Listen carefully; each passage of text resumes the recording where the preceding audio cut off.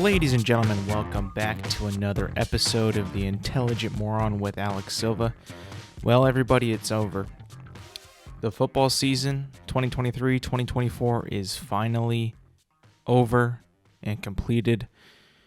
The Kansas City Chiefs are Super Bowl champions again, making this the their third championship within the span of 5 years? 4 years? I think it's 5. Officially a dynasty.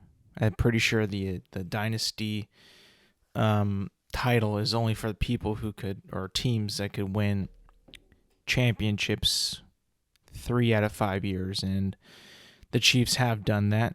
They are now considered a dynasty.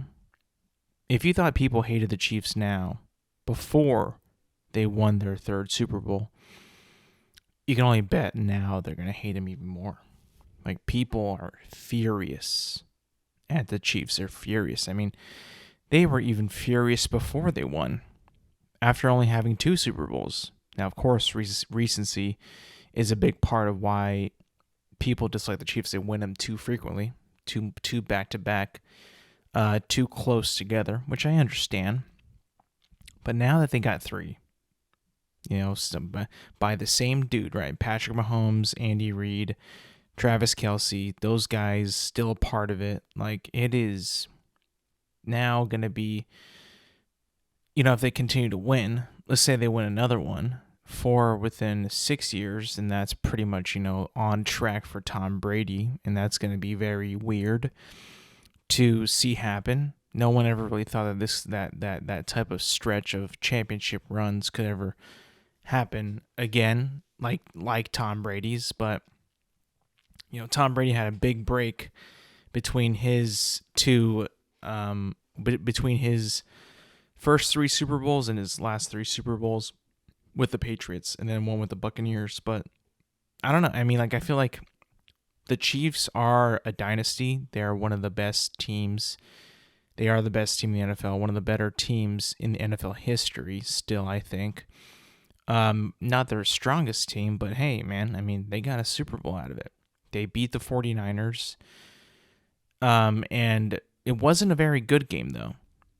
The game itself, the Super Bowl, in my opinion, the first half, which I believe it ended 3-10 with the Niners up, wasn't a very good game. It was very sloppy, a lot of miscues, a lot of fumbles, a couple interceptions, a couple of plays where, some silly plays. The interception on Mahomes and the one on Brock was, they were both very silly interceptions, but it was, kind of a mixture of bad play, but also defenses clamping down. Like, there were so many times where they would show the replays of the previous play, and there's nobody open, and the quarterback would still throw the ball. It was unbelievable. But the first half was just a very boring first half, and I really wasn't enjoying it all that much. Second half rolls around, the game gets better. The game gets a lot better. I had a few people come over, not really caring at all about the Super Bowl. People not liking any of the teams that were involved, didn't really care. Called it one of the worst Super Bowls of all time. I don't think so. I don't think that's the case. I do think that the first half was pretty bad. It was a bad half, but the second half it got better. I mean, the scores went up. Like I said, it ended 25-22 with the Kansas City Chiefs winning. But second half definitely improved. At times I thought that the Niners were going to win, but of course, at the end of the game, the Chiefs just pulled out the win, and it was a cool experience because the game, the teams went into overtime. The game went into overtime, and I hadn't seen an overtime Super Bowl. I mean, I'm pretty sure I've never seen one. I don't think that I've seen any Super Bowls that have gone into overtime like that, and pretty much take up the entire overtime. I think I think that when the Chiefs scored their touchdown, it was like with 3 seconds remaining. But even up until that point, I mean, like there was some times where I was thinking to myself, like, dude, the Chiefs are gonna lose because the Niners were marching down the field in overtime in one of their possessions, and I thought that they were gonna score a touchdown right then and there because they were just rolling with Christian McCaffrey, and McCaffrey had a pretty damn good game, but they were just rolling with Christian McCaffrey, running the ball. And then, they ended up getting a field goal, which was insane because they have a pretty bad kicker on the 49ers. 49ers have Jake Moody, and he's a pretty awful kicker. And he made every single kick. And I was surprised because, like, he's had a couple times, like, even in the regular season, where he just misses pretty easy kicks. But he made the field goal, and I thought to myself, like, all right, well, the Chiefs have to score. And the Niners had the Chiefs in their part of the field on 4th down. And all the Niners had to do was prevent them from converting that 4th down. And what happens? Not a pass, not a handoff to the running back, not a designed run, but Patrick Mahomes just runs right through the middle of the Niners defense and then gets a 1st down, and then the Niners just like lost the momentum right there. They lost everything. It just gashed them. And they were just like, no, how could this be happening to me? And you know what? Patrick Mahomes didn't play incredible. Neither did Brock Purdy. But at the end of the game, when it truly, truly mattered and everything was at stake, and you gave Patrick Mahomes enough time to go and win the game. And he got his chances and he converted. It was so crazy because I was thinking to myself, like, they're going to win. The Niners are going to win the Super Bowl right here, right now. Then it wasn't looking that good for the Chiefs. You know, they were pretty pinned back. All the Niners need is a 4th down stop, and it's over. And then the Chiefs just converted. They kept marching down the field. He threw that last touchdown pass. It was over, and they became Super Bowl champions. Couldn't believe it. It was quite a Super Bowl, quite an ending to a Super Bowl. Now, of course, like I alluded earlier about the hatred for the Chiefs, which is even stronger today than it ever has been. Now it's going to be like they hate us because they ain't us. At times it's like we thought we were just tired of hearing the Chiefs because they were so good and they were always shown on TV. They were always in the playoffs, always winning Super Bowls. Now they got 3. I mean, we're going to be hearing about the Kansas City Chiefs for a long time. I mean, they've essentially at this moment have become the new age New England Patriots, where it became a team that the general population, the general audiences that watch football, the fans of football of their own respected teams are going to be now form like a brand new, more intense hatred for the Kansas City Chiefs because of how good they have been and because of how many Super Bowls that they've won. And at this point, man, I talked about this before. Brady was so good in his time playing football that he might have prevented, he actually did prevent a lot of teams from potentially winning more Super Bowls than they could have. Like, he stopped Peyton Manning from winning more. He stopped Ben Roethlisberger from winning more. I mean, imagine if the Chargers were any better than they were, would have Phillip Rivers might have had a Super Bowl? Maybe. He prevented a lot of dudes from getting more rings, and he wound up getting 6 with the Patriots and stopping people in their tracks from getting more than what they already had, which is crazy. Like how that dude was able to do that. So far, we're seeing a parallel to this generation. Patrick Mahomes now has 3 Super Bowl championships. Josh Allen has 0. Lamar Jackson has 0. I mean, both those guys don't even have a Super Bowl appearance. They have AFC Championship game appearances, but they don't have Super Bowl appearances. And at this point, it's like we're seeing this again, but with this guy. And when that starts to happen, man, people are going to be hating. Now, I don't really hate that much because my team is the Rams. We're in the NFC, so we'll always have a chance if we make it to possibly face Patrick Mahomes and the Chiefs. Maybe not have to get there by beating him, but we will have a shot to beat him in the Super Bowl if our teams, get there. So it's not as bad for me. But if you're in the AFC, like if you're a Raiders fan, Chargers fan, Bills, Baltimore Ravens fan, like you have to deal with that guy in your conference. That is the only person that is capable of preventing you from getting to the Super Bowl, even having a shot at winning the Super Bowl, is that man right there. I would hate myself. I would hate my life if that's how it was. I mean, it's almost unfair at this point, And it's not just, Patrick Mahomes in the offense, but it was the defense as well. The defense, coached by Steve Spagnuolo, plays called by Steve Spagnuolo, like I said, dialed up a game plan that just was able to keep the 49ers at bay. Didn't really let Brock Purdy explode. Held Deebo Samuel to pretty much nothing. Christian McCaffrey was like the only one that really did something that was impactful. But we kind of knew that going ahead that the Niners or the Chiefs were probably going to have a problem with that. And for the most part, though, I mean, they were dialed in. They didn't really let the game get away from them. I mean, they were down by 7 at the half. But that was it. They were able to climb back and win that game. And also cements Andy Reid as a Super Bowl winning coach. 3-time champion. I mean, this dude has his boy in Patrick Mahomes. And I think he's like 60 something, I think. I don't know his age, but like he's still got a ways to coach, and it seems like he doesn't want to quit coaching anytime soon. And then we got the confirmation that Travis Kelce also is not retiring, so this guy's going to come back again.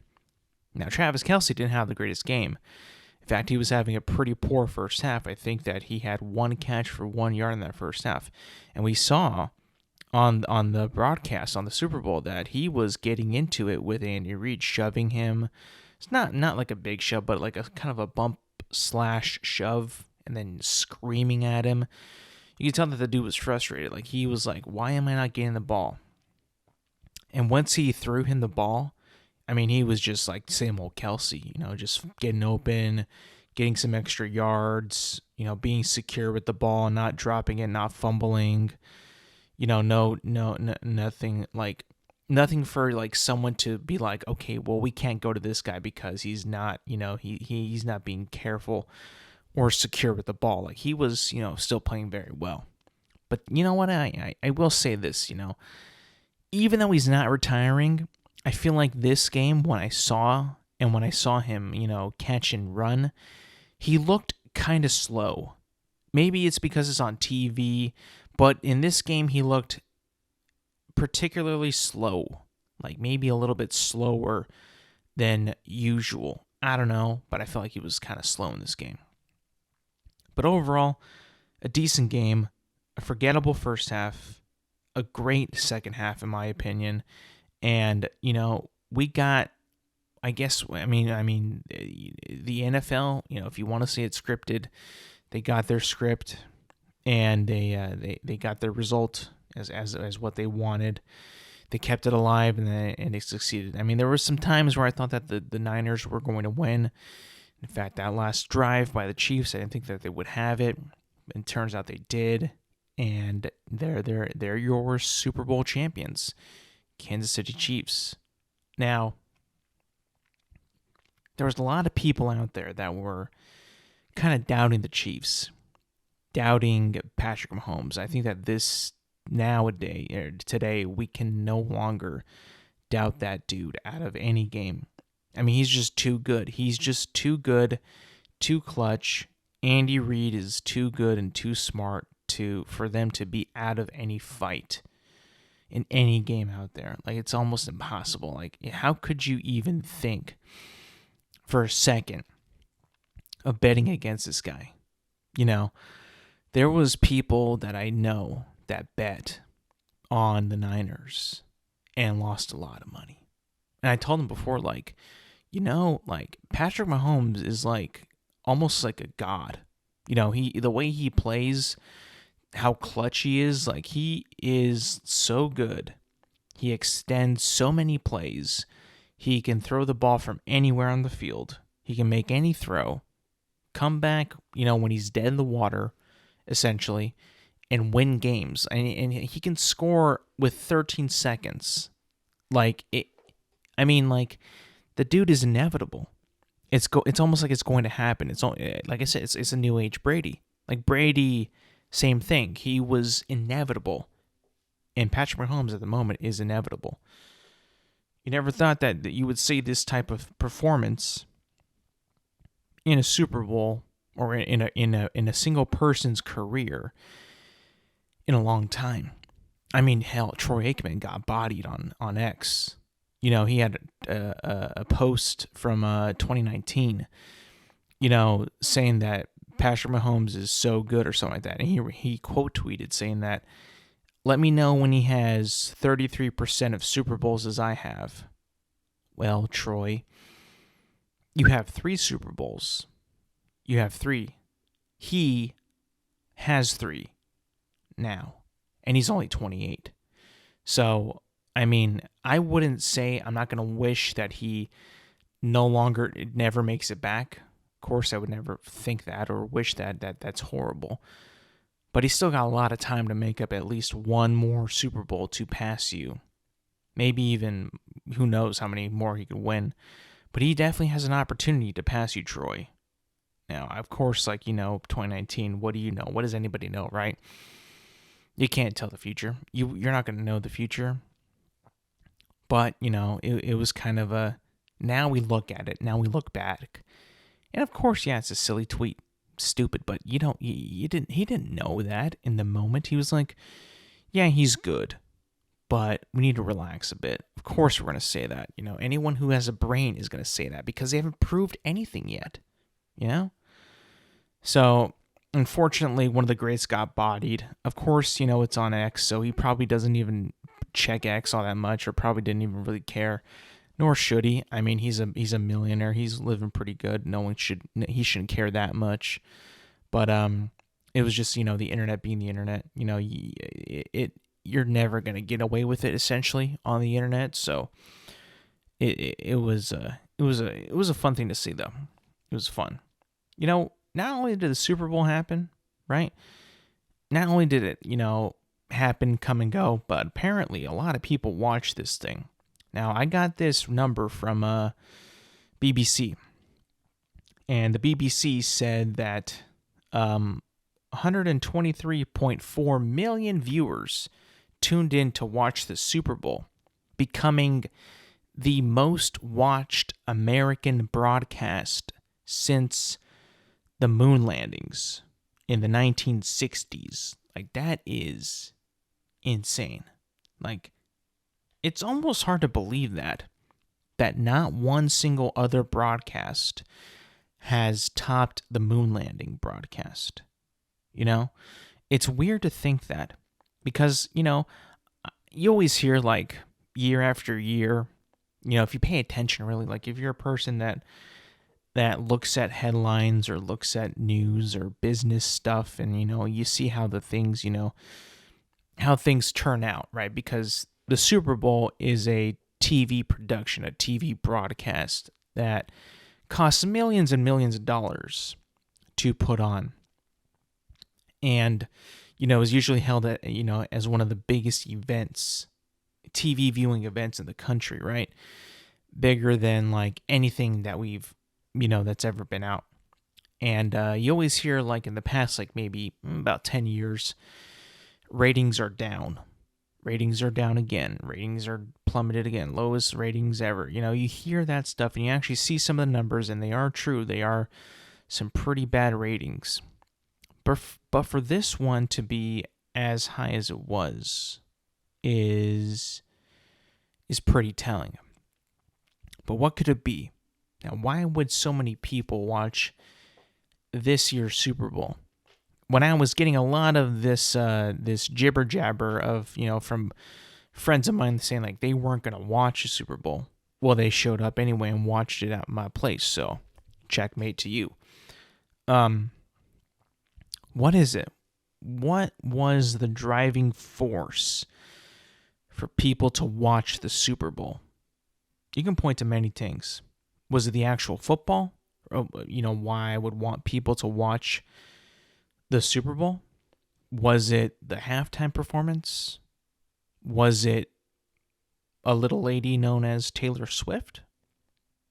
Don't know what it was, nor will we probably ever find out. But nonetheless, an incredible feat that was achieved by the NFL this past weekend. I mean, I guess you can chop it up as a win, right? The NFL won. They got like the most views from an American TV broadcast since the moon landing. So that's apparently incredible. Also, a little bit of a fun fact. Not a fun fact, but a little bit of an observation. If this had more viewers than the moon landing, then how many views did the moon landing have? And why do so many people not believe in it if so many people watched it on TV?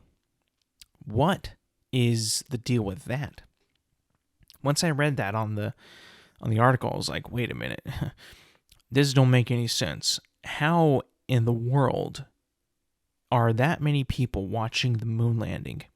And back then, in the 1960s, I'm pretty sure people back then were a lot more,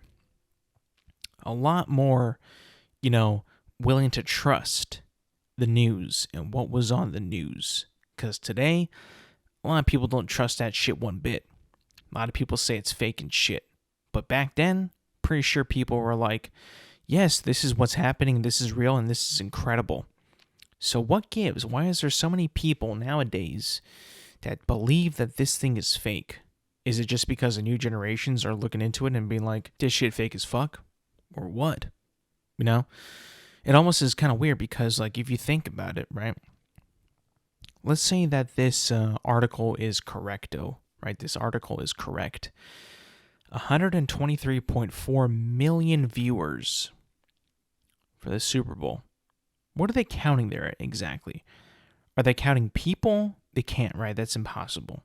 Are they counting household TVs that have it, that are broadcasting it? And that's what I'm thinking at that moment is like, there's got to be like, at least they're counting the TVs, right?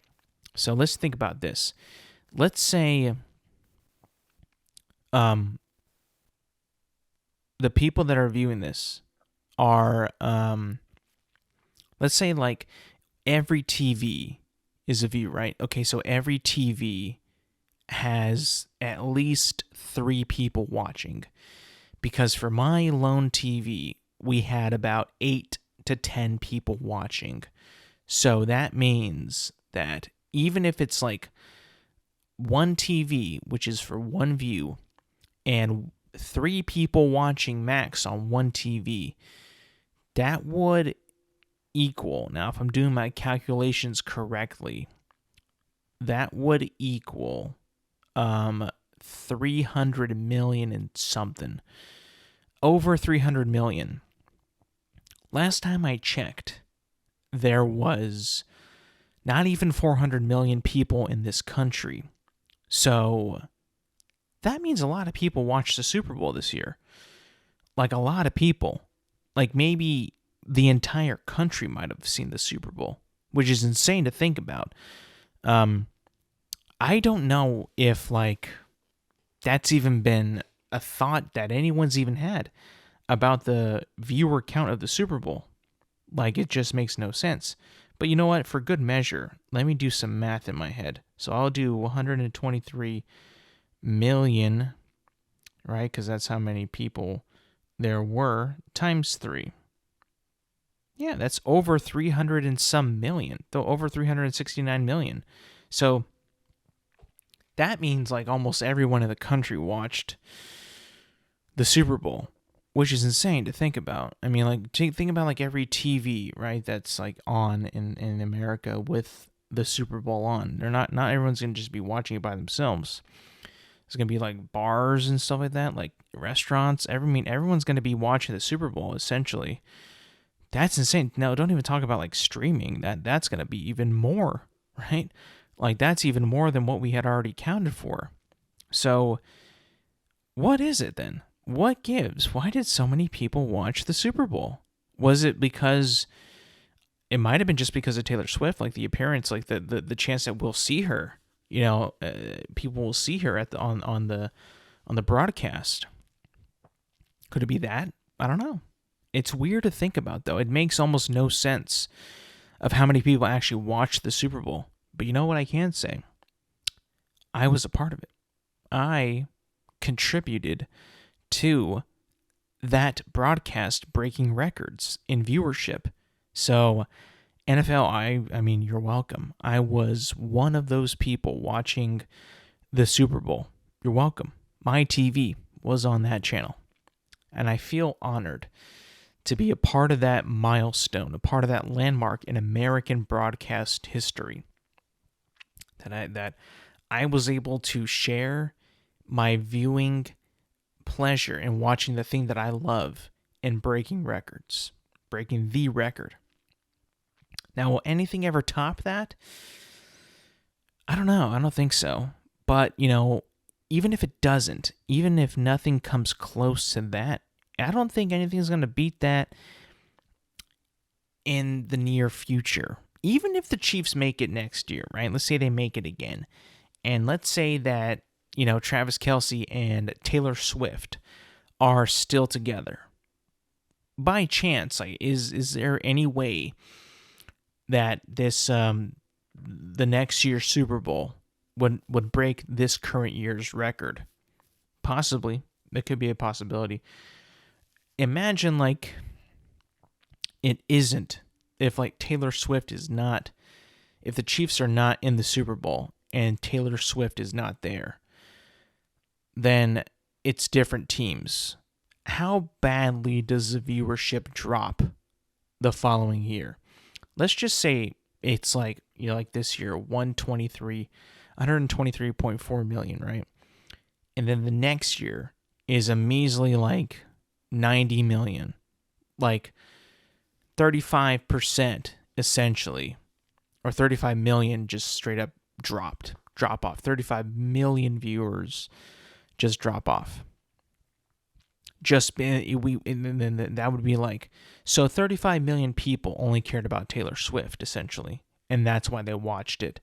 And then we can kind of pinpoint like, look at this, 35 million people just there for Taylor Swift.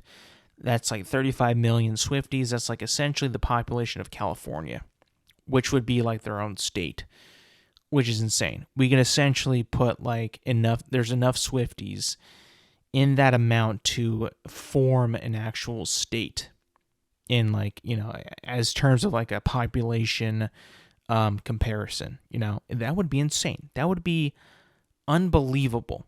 And that means like that many people are just watching it because of Taylor Swift. Just because of Taylor Swift. And they'd be like, oh, well, we don't really care for the game. We just want to watch and see Taylor Swift. See what she would do. Because you knew, like, if the Chiefs won, right, she'd be on that field hugging and kissing Travis Kelce, which she did.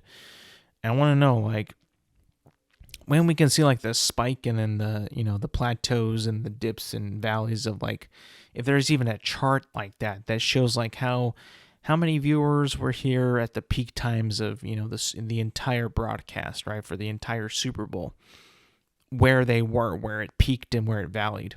I'm pretty sure that, during the game, like during like the third or fourth quarter, but because it was also a good game though, so you would think that the Swifties would probably stay tuned. But then some of them might have probably dipped, and then they hear that the Chiefs win, and they're like, oh, she's gonna be on the field and kissing Travis. boom, it shoots right up, just skyrockets in viewerships. Like, that would be a pretty telling statistic of, like, how much they actually care about the game, because I'm guessing they probably don't care that much about football at all.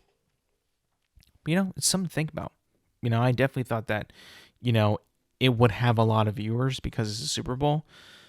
Maybe Taylor Swift was like the driving force. And, I saw before the game, it was like a video shot of like Roger Goodell, like talking to Taylor Swift. Like, you can't really tell what they're saying, but he's probably being like, thank you so much for coming. Please, like, my bosses are on my ass. And he said, we need to produce more viewers. And you are like the one force that will skyrocket the Super Bowl to have massive, massive viewership. Thank you so much, Mrs. Taylor Swift. Like, I could imagine him being like, don't worry, the suite is free, your ticket's free, your plane is free. Just get the viewers, please. I could definitely see that. That could possibly be, a conversation that they're having, like, oh, thank God you're here. We needed you so badly. But that wasn't probably the only thing that also, attracted people that don't normally watch football to watch the Super Bowl. Obviously, the halftime performance is something that really, piques people's interest, depending on who is going to be performing what type of music, what kind of songs. This year was Usher, which I thought was very good. I like Usher's music. A lot of the songs that he played in this halftime performance, though, I did not really know at all, I'll be honest. But nonetheless, the music was good. I've said before, I'm a big music composition guy. Like, I dig music a lot more, actually, than any lyrics out there. So, hearing these songs by Usher, even though I didn't really know them, they sounded all very good. Of course, he saved the best for last. He sang Yeah, and not just with him. He had Lil Jon there, and then Ludacris came in, and I was like, oh my God, this is badass. And I thought it was really good. Of course, you're going to get some people online saying it was horseshit for some reason. I mean, not even anybody knows. Like, he played all of his good and popular songs and sang them very, very well with guest performances.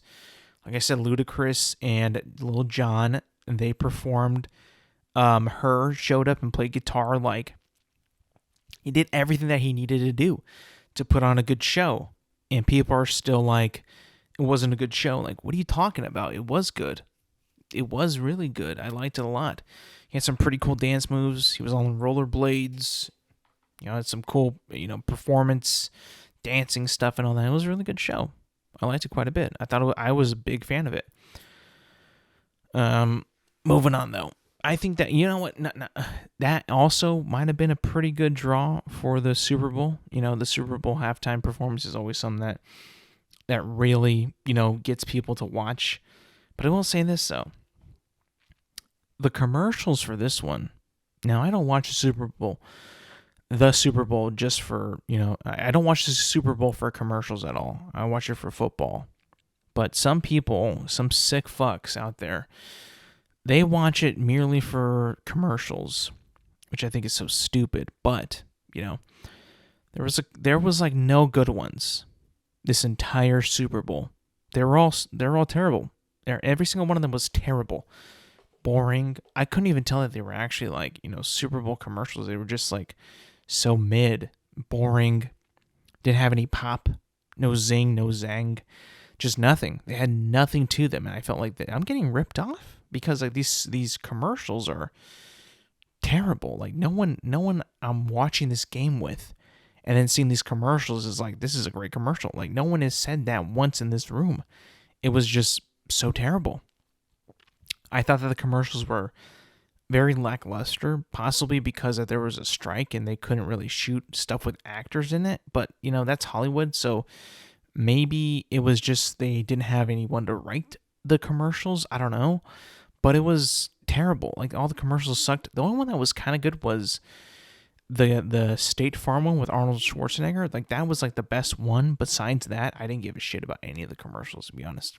And also, the movie trailers, there was only about 4 of them, right? We had Deadpool and Wolverine, which for me was a little mid. Because I'm not really a big fan of Deadpool, to be honest. I mean, I like Wolverine a lot, but they didn't have him enough in the trailer at all, so I'm like, this is kind of boring. Twisters, which, why are they making that? Like, what is going on, and why is a sequel to Twister coming out in 2024? I don't really get that, to be honest.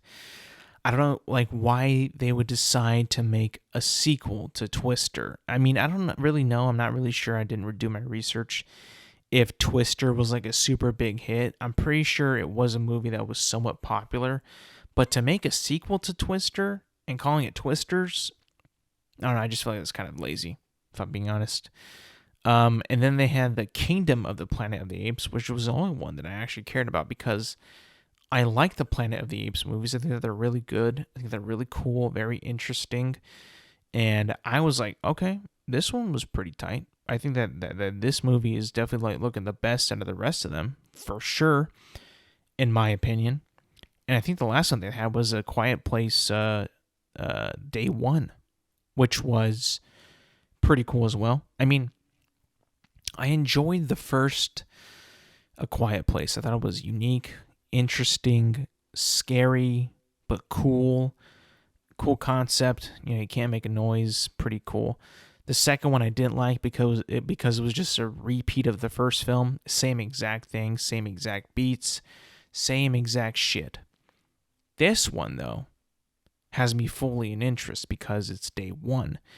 It is when the aliens or the monsters attack Earth, which, I mean, I gotta see that because those alien movies, when they invade and you see like the military and people fleeing for their lives, like I love that shit. I want to see that shit. That to me is so cool. Like I would want to. I'd take that like any day of the week aside from these like mediocre like type of horror movies that people just watch to like just to get jump scares and stuff like that. Like, to me, the day one, A Quiet Place Day One is more interesting than like A Quiet Place Part 2, for sure. I mean, don't get me wrong, The Quiet Place Part 2 shows like a little bit of the beginning of like the day where the world ends, essentially, where the aliens invade. But I want to see it more fleshed out. I want to see like how the military responds and how like people really react. And we follow like big groups of people, a city of people trying to escape, trying to fight back. Like, I want to see that shit. That seems so cool to me. And it looks like we're finally going to get that, hopefully.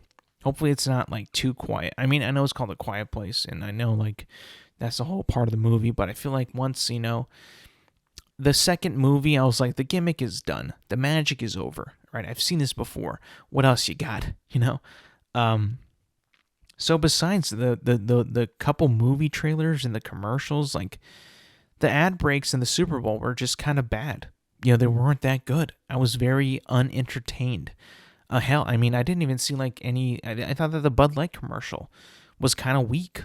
I'll be honest. The Coors Light one was also kind of weak. Doritos was kind of weak. Like, they were all just kind of mediocre commercials. I don't think that it's harsh for me to say that. I think like most people, did not care about these commercials, this year. It just wasn't, something that I really cared about.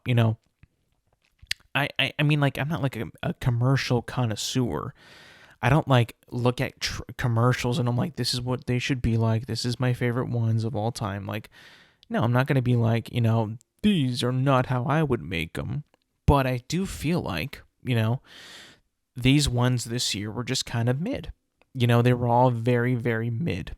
The one with T-Mobile and Jason Momoa, I'm like, they're trying way too hard here. This is terrible. No one cares about this. And then nothing for like TV shows, nothing, nothing big. I mean, in retrospect, like, if this is like, what we're going to be getting out of like at least movies for this upcoming year, like, we're not going to get a whole lot. Wolverine and Deadpool, and then Planet of the Apes, and then A Quiet Place day one, and then Twisters. If that's what we're like looking forward to this upcoming movie going season, there ain't gonna be much to watch. If I'll be completely honest, like it looked kind of like a little bit of a letdown of a year. Now, of course, there was a strike for like over 100 days, right? So that means like a bunch of productions are going to be shut down and pushed back and delayed. But still, it's like, oof, it kind of sucks because that always kind of gives you a little bit of a outlook of what's going to be coming out within the year. Because the Super Bowl, I mean, is always early. It's in February. I mean, like, this is not much of the year has passed yet. There's a lot to look forward to. And I feel like with the Super Bowl, every year, it's kind of a little bit of an outlook of what we're going to be getting in the movie theaters. But sadly, not too many good shit. Not too many good shit. Or not too much good shit. Let's see. Along with, like, the movie stuff, the cast for Fantastic Four was announced. I just go by the cast of who was announced. Pedro Pascal is playing Mr.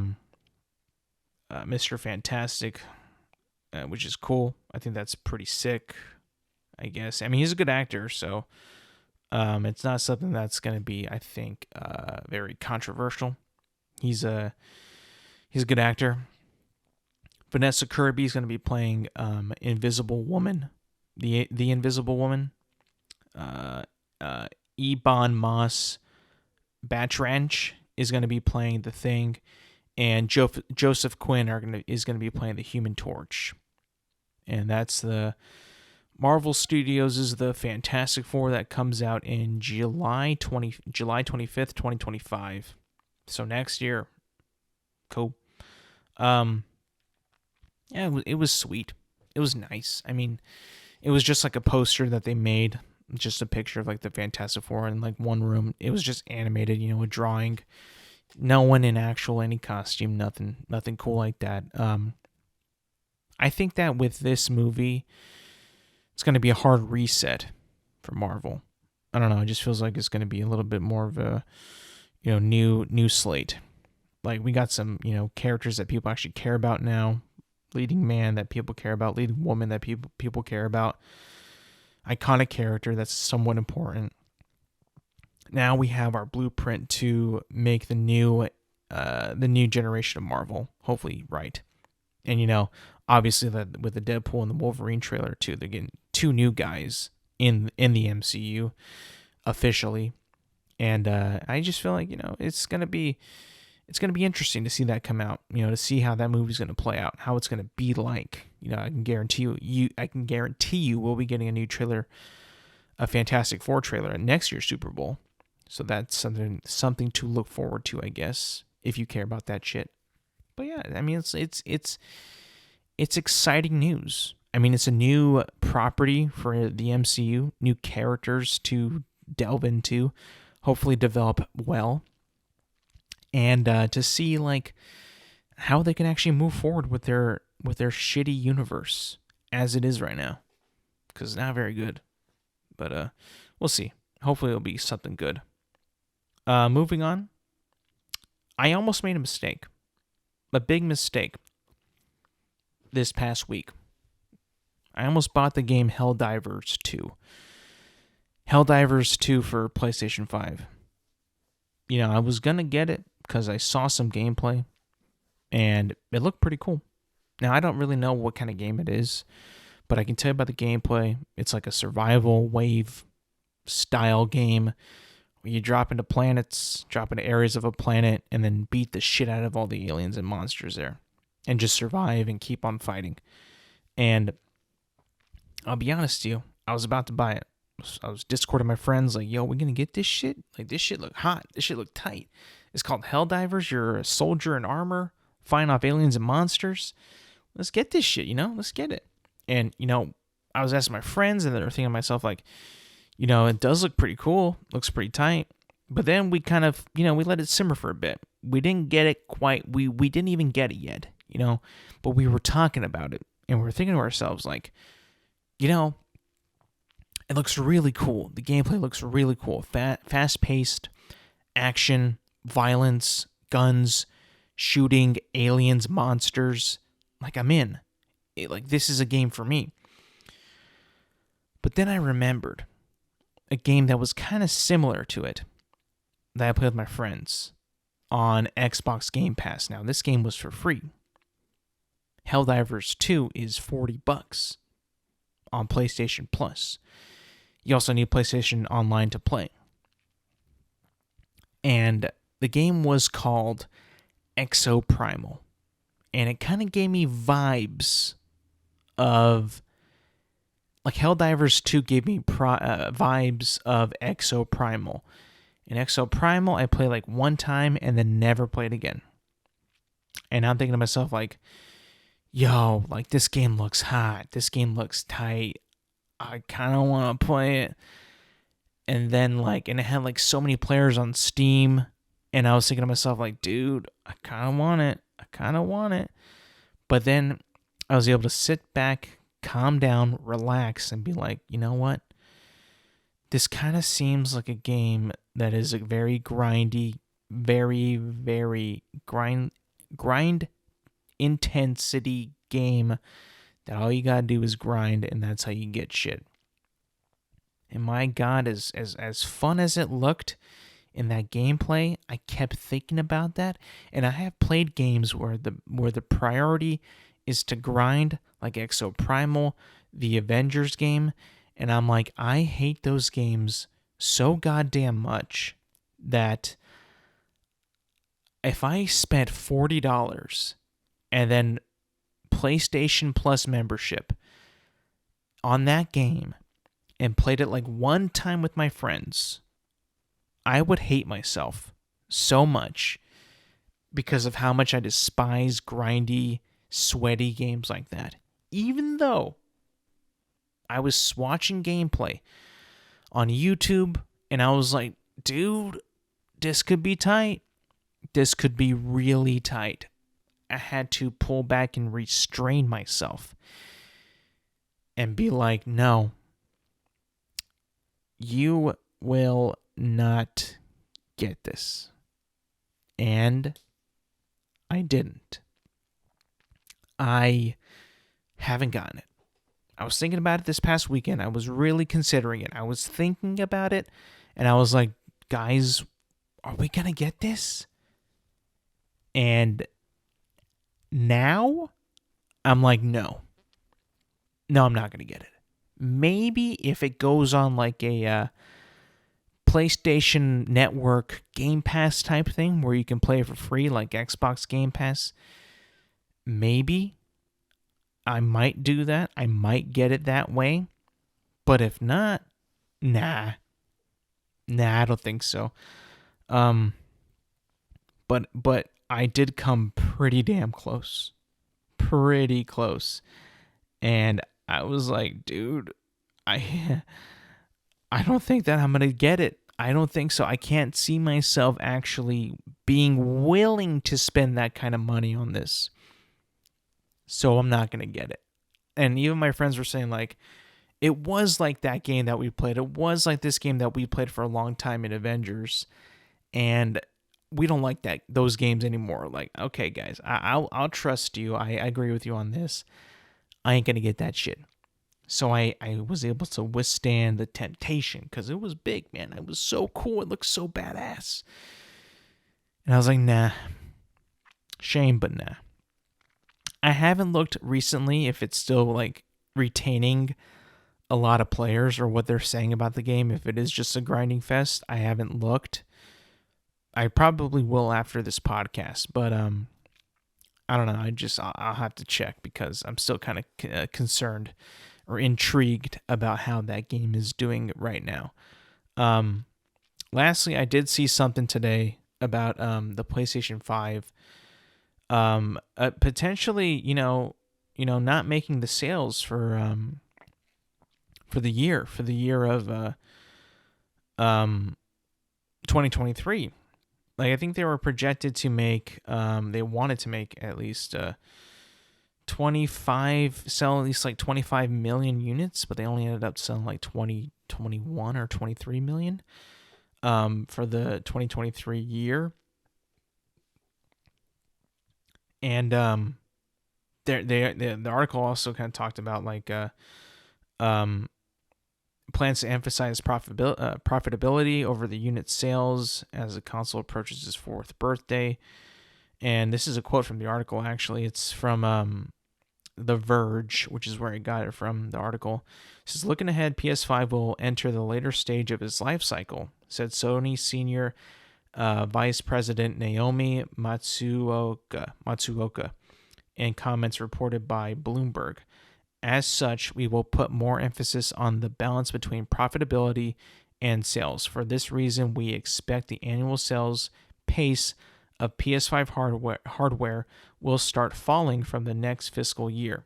Sony added that it has no plans to release a new major existing any new major existing franchise titles in its next fiscal year. So they won't be like I said, like putting any new like there's not gonna be like a God of War sequel this year. There's not gonna be like a Ghost of Tsushima 2 sequel this year. I feel like that is like the beginning of the end. Like, it's only been like 4 years since we've had the PS4, and it already sounds like they're gonna be moving on to next gen consoles. Like, I mean, like just with that snippet of that article, like that doesn't make me happy.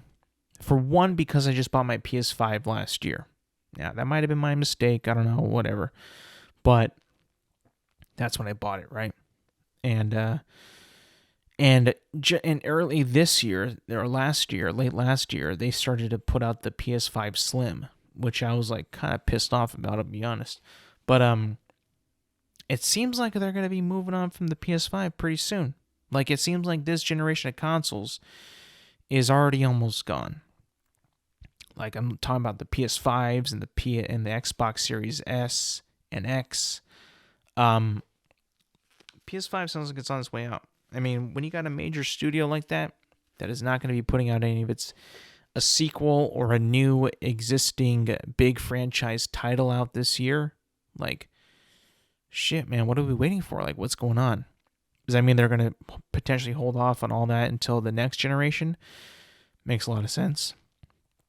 If you think about it, if they are going to plan to, close the year on the PlayStation 5 or close the cycle on the PlayStation 5, within in the next like maybe 2 years, it would make sense for them to not put out any big titles, in this coming up year. It would make sense because that means if they hold off on that means they're probably cooking up a PlayStation 6 and looking how that's performing and how that's going to be able to, even upgrade the graphics and upgrade the engines and all that shit even more than what it already is right now on the PS5. Like, they just released Spider-Man 2, and that game was fantastic. That game was incredible. I reviewed it on this podcast. I mean, it was one of the better games, one of the best games I've ever played on the PlayStation, just look-wise and feel-wise, mechanics and all that. It was incredible. So, if they are planning to make a new console, it's going to come sooner rather than later. Like, I don't know if I am, ready to purchase another console, to jump into a next generation of console gaming. I don't know if I'm even ready for that, because I feel like I've had my consoles, my Series X and my PS5 for so little time, like barely any time, that I just don't think that, I'm ready to make that adjustment. I'm ready to make the switch. I just don't see it. I would not want to have to, make a switch already. Like, I feel like it's only been 4 years. It's been half of like how long the Xbox One and the PS4 were going for. Like, that's already half, and we're already possibly potentially talking about the next gen. That to me is insane. But what the Sony vice president did say in that article, we're not going to be releasing any major titles this year. That to me is very, very is concerning, because the year before last year we had God of War, Ragnarok, and then after that we had Spider-Man 2. This year looks like nothing. So like I'm pretty, concerned. The question is like, when will it happen, right? Xbox is rumored this year to have, new consoles as well, including like a discless version of the Series X, which it's like, a discless and slim version of those consoles, which to me, I really hate when they do that because it makes me feel like I need to buy the newest console just to get the best performance. But I don't think that there are any spec enhancements. It's just like slimmer design, better like cooling and better all that stuff, and nothing like that really too like I need to get it, right? I just don't like how like in the console buying game, like if you don't have like the newest console, you kind of feel left out. And that's how I feel like every console generation. When I had an Xbox and people had the Xbox 360, I felt left alone.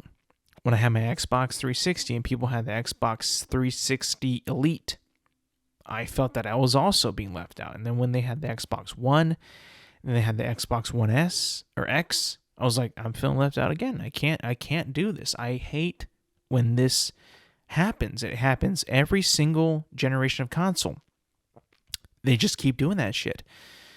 I feel like it's unnecessary, but I feel like also like it's such in the market to like, and it's such a part of like, a console person to upgrade like that. They're like, some of them are like willing to do that. Like they don't really care about how much it's cost them. They just kind of want the new thing because it's a pretty cool design.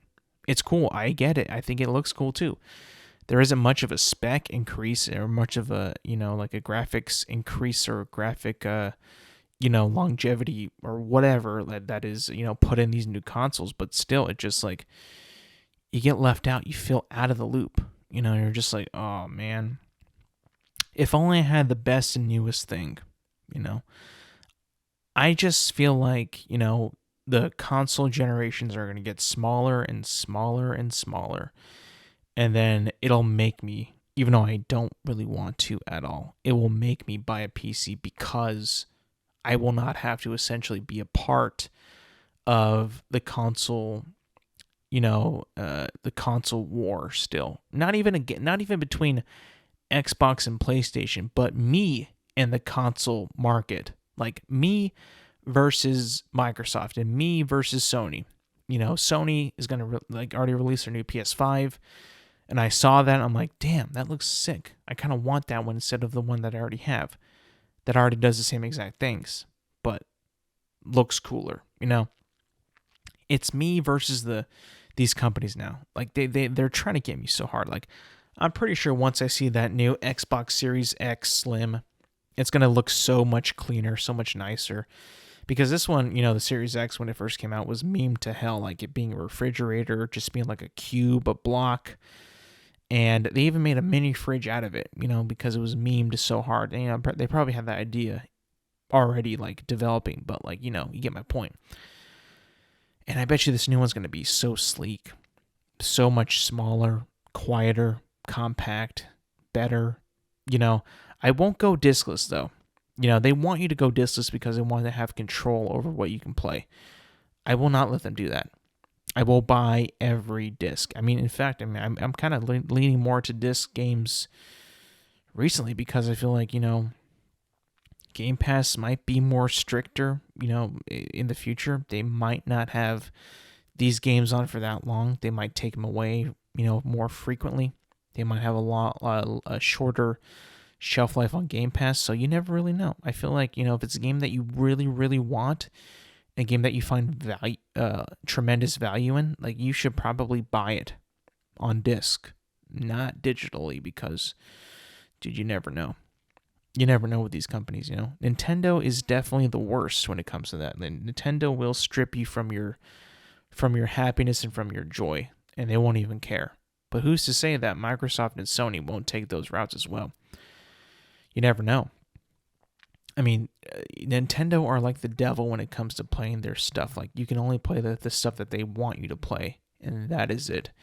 They will not give you any freedom on playing older games that are considered their classics, and they will not put anything out on their store for you to buy, even though their game catalog is tremendous. It is enormous. It is vast, and it is so popular. They do not care. They will only let you play what they want you to play. And I don't want any other company out there to force me to play whatever they want me to play. So I'm going physical. I'm buying physical games. I don't care. I don't care. I think that this is a major wake-up call that the future is coming, and the more they make these discless consoles, the worse, I feel. Because with no discs, to me, that's less freedom. And I don't want that. I don't want to be controlled by Microsoft or controlled by Sony, controlled by Nintendo of what you can and cannot play, where you can play it. Remember back in the day when Xbox One came out and they made it mandatory for you to have an internet connection? Well, that was step one. Step 2 is almost here. Step 2 is, you can only download our games. You can only digitally download them. So we could, potentially, have a switch in the game that you download and turn it off. So even though you technically own it, you don't really own it. Disc, however, that is yours. You bought it. That is your disc. And at least that's how I view it. So I don't know. Hopefully we never get to that point. But just in case we do, buy physical. It is so important to buy physical stuff. Movies, games, music too. I mean, physical music has gotten so popular within the past couple years. With vinyls, it's taken off. So why not just apply the physical buying of music to physical buying of movies and games? Like, just bring that back. It almost makes more sense to buy something that's worth $70, like $70, and actually have it physically. It just makes more sense, I think. I don't know. It makes me feel like, oh, this is actually, spent money well spent, and it makes sense of why this was $70. You buy it $70 on like a digital store, you're like, it's not the same. You don't feel like more of like oh, I own this now. At least that's not how I feel. Anyway, that's going to be it for me today, people. Thank you for listening. Thank you for watching. Remember, you can find this podcast on Apple Podcasts, Spotify, and YouTube at Intelligent Moron with Alex Silva. New episodes drop every Thursday morning. Make sure to like, subscribe, rate, review, and do all that good stuff. And yeah, thank you for listening. Thank you for watching, and I will see you guys next week.